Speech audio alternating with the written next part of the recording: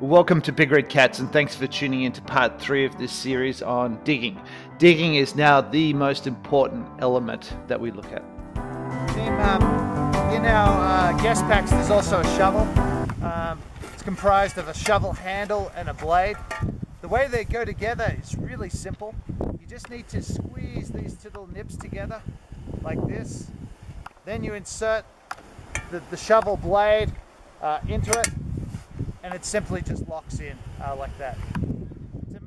Then to make the shovel even more effective, simply just press this silver button here on the shaft of the shovel and then extend the handle until it locks in. And the shovel handle goes up and it locks in, and you've got quite an effective shovel. Hey guys, so we're at shoveling now. Shoveling is the most important thing because it takes the longest. There's a few key principles. The first is we need to work as a team because it's a tremendous amount of effort. The second principle is we need to come downhill of the probe and where we think the person is. We don't want to stand directly on top of where they think they are or where you think they are, because if they've got any sort of air pocket underneath here, you'll collapse it. You want to go back around about an arm's length and a shovel's length and just start digging. So if you're the first person coming in to dig, just start digging, chop away at the snow, move it back down the hill. If you're the second person with the shovel coming in to dig, come in next to that first person and also just start chopping and digging towards the person.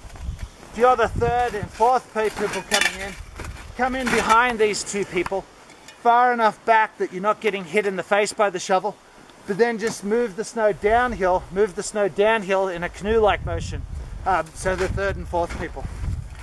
Once we get close, what we're trying to achieve is get a big conveyor belt of snow moving sort of down the hill and digging a nice ramp down to where the person is. The problem with this technique is that the people up the front, these guys up the front, are doing a lot of the work.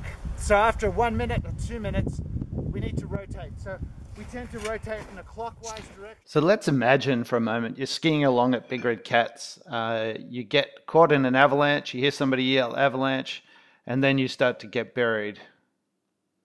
The latest stats show that if we can dig you out in under 15 minutes, you've got a 90% chance of survival. And if we can dig you out in under 35 minutes, it goes down to about 30% chance of survival. And good digging technique and good teamwork can cut overall digging times in half, which is critical if we want to save somebody's life. Some of the things that we want to keep in mind when we're digging is start below the probe, move the snow once, work as a team, and we want to obviously dig a person's face out first so that we can clear their airway. Holes that are dug straight down do not work because much of the snow that you dig out just simply falls back into the same hole. Notice here the snow just keeps falling back in as this person's trying to remove the snow to save his friend. Instead, what we're trying to do is to create a ramp or a platform down to where the person is. We're trying to build a ramp down to where we think the person is because it's easier to extract them if we've got a nice big ramp down to where we think they are. Also, the steepness of that ramp down to them should be no more than 25 degrees. And the ramp down to them should look something like this. Another advantage of building a ramp is that you're not standing directly on top of where you think the person is. If you do this, you can collapse an air pocket that they might have.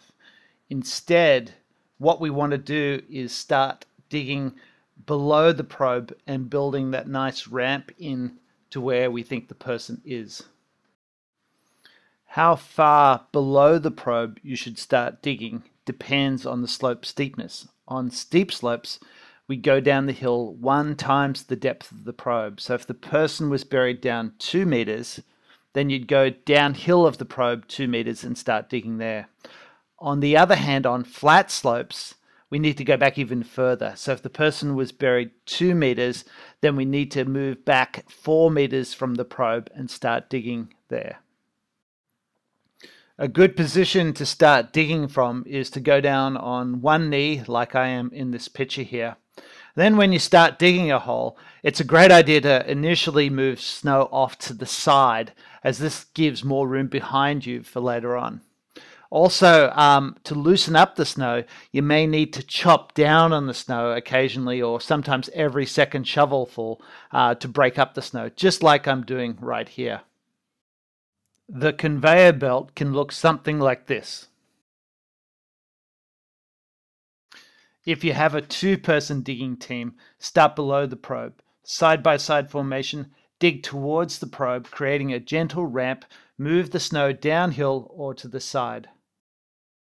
When you have a three-person digging team, start below the probe.